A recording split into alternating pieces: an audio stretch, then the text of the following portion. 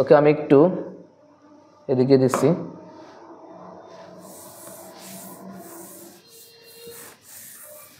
দেখো দেখো bread and butter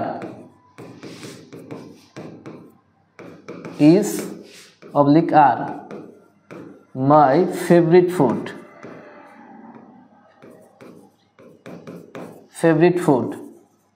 এখন দেখো তো এই সেন্টেন্সে কি বলেছে আমি, দেখো ব্রেড অ্যান্ড বাটার। আচ্ছা, তুমি ব্রেড এবং বাটারকে, বাটার বলতে কি তুমি মানে সেম আইডিয়া বুঝতেছো নাকি ডিফারেন্ট আইডিয়া বুঝতেছো? তুমি যখন ব্রেড এবং বাটার খাও, তুমি কি এগুলো আলাদা করে খাও নাকি একসাথে খাও? তার মানে একসাথে খাওয়া হয়, একসাথে খাওয়ালে কি হবে, এটা একটা সিঙ্গুলার মানে একটা সেম আইডিয়া বোঝাচ্ছে। ব্রেডও যা বাটারও টা একই বিষয়, একটা খাদ্য বোঝাচ্ছে।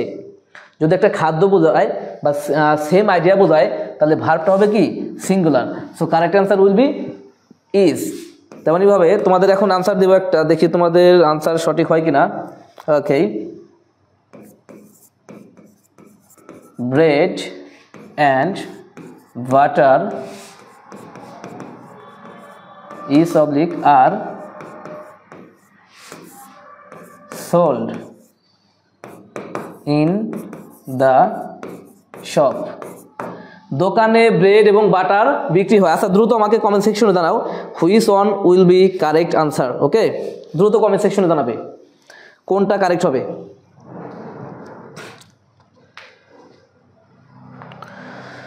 এখানে আমাদের ব্রেড এবং বাটার দিয়ে সেম আইডিয়া বোঝাচ্ছে কিনা বা ডিফারেন্ট আইডিয়া বোঝাচ্ছে কিনা দ্রুত কমেন্ট সেকশনে জানাবে। ওকে, সেম আইডিয়া, অবন্তী অরু বলেছো সেম আইডিয়া।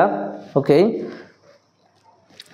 তাহলে ব্রেড এবং বাটার যখন একই দোকানে বিক্রি হয় তখন কিন্তু এটা তোমার মানে একসাথে না, তোমার একটা ডিফারেন্ট আইডিয়া বোঝাচ্ছে যে ব্রেড এবং বাটার দোকানে বিক্রি হয়, এটা তোমার খাদ্য হিসেবে কিন্তু তুমি কিন্তু ব্রেড আর বাটার তখন কি তুমি একসাথে কিন্তু নিচ্ছ না, বিষয়টা আলাদা আলাদাভাবে এটা সেম ডিফারেন্ট আইডিয়া বোঝাচ্ছে যে ব্রেড এবং বাটার একটা দোকানে বিক্রি হয়, তখন কিন্তু এটা আনসার হবে কি আর, কারণ এটা একটা প্লুরাল বা ডিফারেন্ট আইডিয়া। ওকে।